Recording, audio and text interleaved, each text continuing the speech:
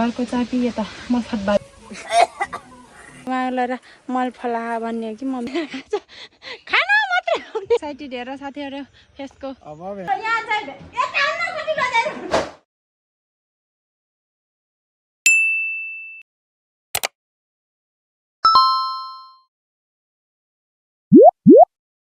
hello good afternoon साथीहरू आज चाहिँ हामी तपाईँहरू चाहिँ के गर्दै हुनुहुन्छ आज चाहिँ हामी दुई भाइ बहिनी मल फाल्नुको लागि रेडी त्यसपछि मल फालेर हामी चाहिँ कहाँ जानुपर्ने हुन्छ साथीहरू तर कहाँ भनेर चाहिँ नभन्नु मलाई त्यहाँ चाहिँ गएपछि देखाउँछु म चाहिँ यहाँ हुन्छ भनेर तपाईँहरूले गएपछि देख्नुहुन्छ सब ढिला नगरी मल छिटो छिटो छिटो छिटो छिटो भनेर जाने राख्छु यहाँ भाइ कहिले कहिले दिदीलाई सघाउनु भनेर आएको छ कि यो चाहिँ यहाँ बाँधिरहेको थियो नि अघि देखेस् धान त्यसले ठुट्ने नि मल मल यहाँ छ म यहाँ खन्छु त्यसलाई ठिक्क भारी बनाइदिन्छु त्यसपछि बोक्ने हिँड्ने साथीहरू जता कोडालो ल्याउनै बेसी छ के छ मल यहाँ खोसेपछि यहाँ मुनि हुन्छ नि यो रहेको छ बाख्राको मल माथि छ बाख्राको खोर त्यसपछि मल फालेर हामी चाहिँ कहीँ जानेवाला छौँ कि भनेर तपाईँहरूलाई देखि नै हाल्नुहुन्छ सो ढिला नगरी खानुपर्ने हुन्छ सो अगाडिको भिडियो चिचु है ल साथीहरू हामीले चाहिँ यसरी हातले यसरी यहाँ देखाउँ यसरी ठीक है समझ गया यसरी छुन्छ हामीले चाहिँ बाख्राको मल गाई गोबरको भैँसीको यसरी छुन्छ तपाईँहरू छिछि गर्नुहुन्छ नि होइन नछुने मान्छे चाहिँ छिछि गर्नुहुन्छ हामीले चाहिँ यस्तै छुइराख्छौँ त्यही भएर चिची हुन्न क्या साथीहरू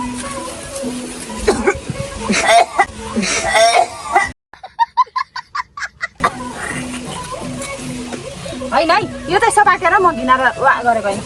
यहाँ धुलो उड्छ नि त त्यही भएर सपाकेर हो क्या सो त्यही साथीहरू हामी त यता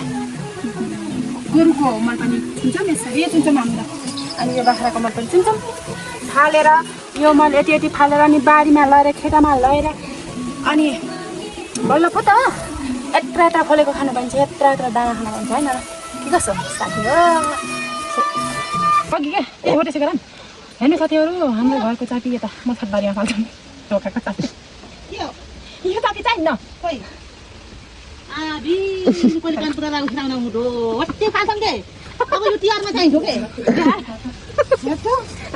हाम्रो घरको यता हाम्रो घरको चापी राख्यो त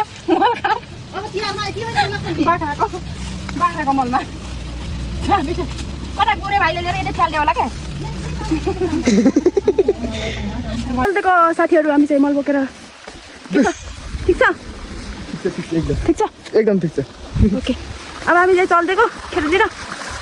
त्यही हो हाम्रो पुरा धान पाक्न आँटेछ कि हामीले चाहिँ यहाँ मल फालेर सक्छौँ अब चल्दिएको यहाँ भर्यो अब चल्दिएको साथीहरू चल्दिएको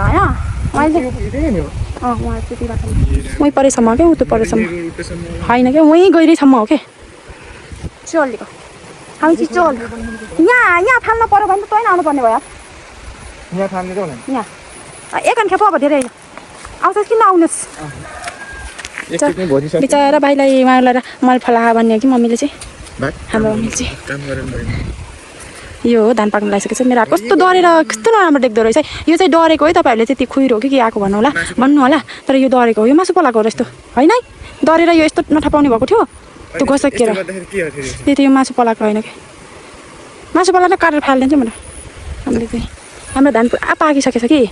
ऊ त्यहाँबाट हो यो हाम्रो यो छ नि यो सुकेको धान छ नि बेसी सुकेको छ नि त्यहाँबाट यसै हो दादा उठो फेरि उहाँ तलबाट सेटक्क सेलक्क हो त्यही पिलपिलको बुट्टा मुनिबाट मासतिर हो हाम्रो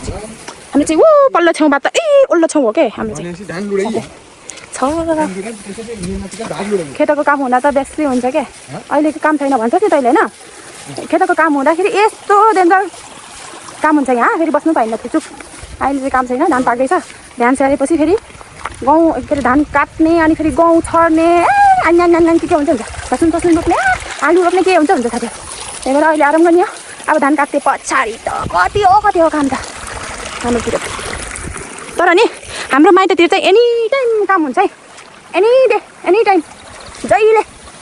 बिहान होस् दिउँसो होस् साँझ होस् जहिले नि काम हुन्छ माइततिर चाहिँ यहाँ चाहिँ सिजन अनुसार काम हुन्छ यहाँ हाम्रो गाउँमा चाहिँ सिजन अनुसार काम हुन्छ क्या उहाँ चाहिँ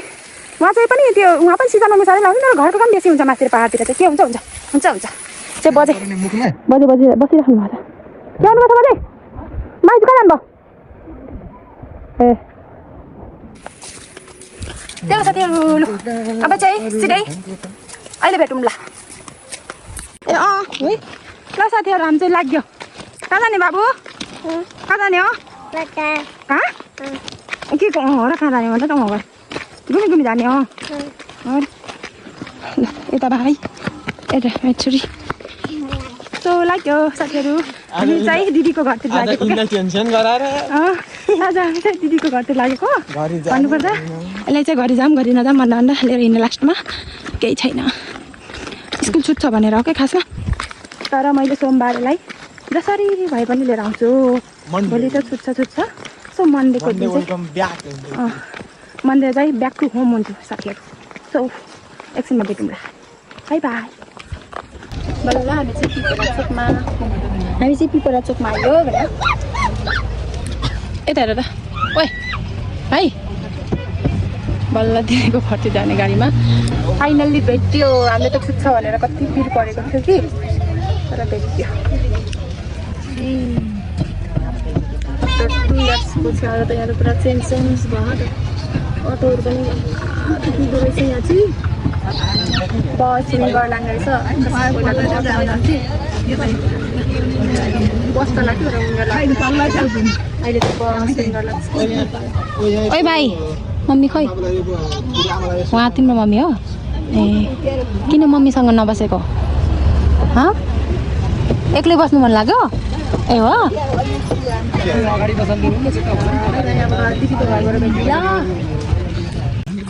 फाइनली दिदीको घर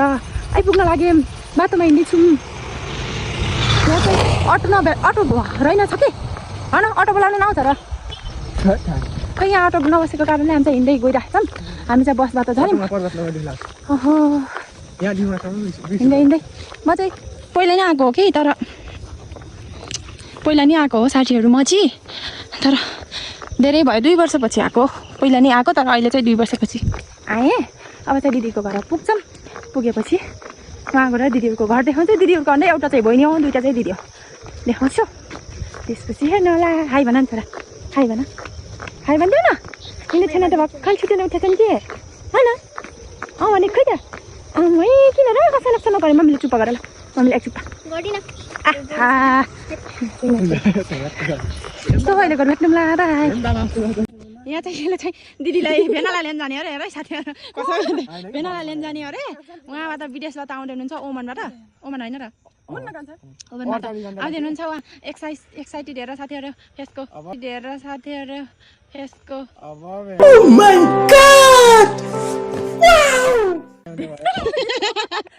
यो चाहिँ मेरो माल दिदी हो हेर्नु साथीहरू भेनालाई लिन जाने अरे ल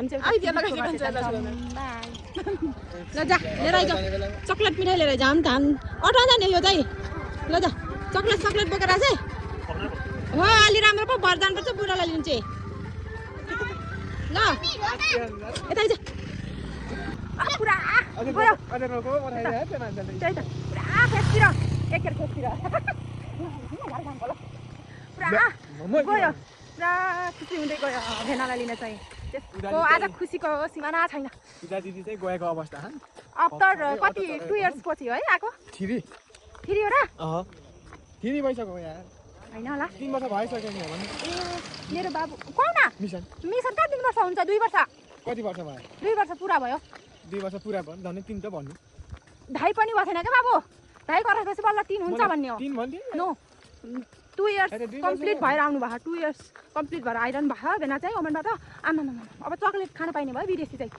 साथीहरू हो नि कति चक्लेट चाहिँ यस्तै खानुपर्छ ओहो चक्लेट खानुपर्छ म चाहिँ आज रित्या छ त्यति बेला लास्टमा पनि लाग्यो त्यही हो अब जानुपर्छ ल दिदीको घर जानुपर्छ ल कोही दिदीको घरबाट बेचौँ ल फाइनली साथीहरू हामी चाहिँ दिदीको घर फाइनली दिदीको छोरी यहाँ चाहिँ दिदी धान खाइरहेको छ खाना मात्रै आउने भन्छ धान काटेर खाउन मात्रै आउने खाउन मात्रै आउने को पकाउन पैसा देखाइछि धान काटेर आइछि केही छैन हामी आहम अब सबै मिलेर गर्नुपर्छ नि त हैन यहाँ छोरा फाइनली 2 वर्षपछि आगोमा चाहिँ यो दिदीको घर पनि बन्ने छ भोलि बिहान देखाउँछु तपाईहरुलाई तिमीलाई ठुले हुन्छ त्यो कालो अब बहिनी चाहिँ उता बस्छ अब उता भोलि गइन्छ होला हैन कहाँ देखाएको त्यस्तो मलाई लाउरेको सवारी आउनुस् आउनुस् यहाँ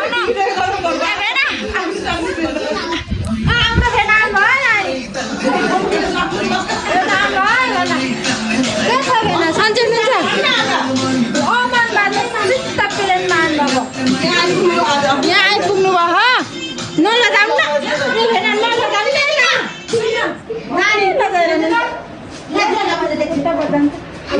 हाम्रो यहाँ चाहिँ यहाँ भेट्न आउनुपर्छ दिदी लिएर आइसक्यो हाई भन हाम्रो विक्रम भेना माइली दिदीको बुढा माइलो भेना होइन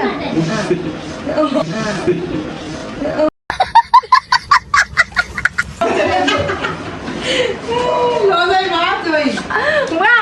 भेनाको कोही विदेशमा कोही साथी हुनुहुन्छ नि हेर्नु ल यस्तो लजाउनुहुन्छ भेना उहाँ त पुरा केटासँग अलिक नलजाउनुहुन्छ होला या सालीसँग लजाएर आइरहन्छ हाम्रो भेना लजाउनु भनेको धेरै लजाउनु भनेको यही भेना हो के सालीसित लजाएर यता लाउरे नि हो नि त यता फेरि आयो झोला बोकेर भागो ल बाई बाई लाउरेको सवारी भयो साथीहरू कति डराउँछन् के लजाउँछन् साथीहरू ल साथीहरू आजको भिडियो यति नै कस्तो लाग्छ लाइक सब्सक्राइब गरिदिनु होला भन्दै बाई बाई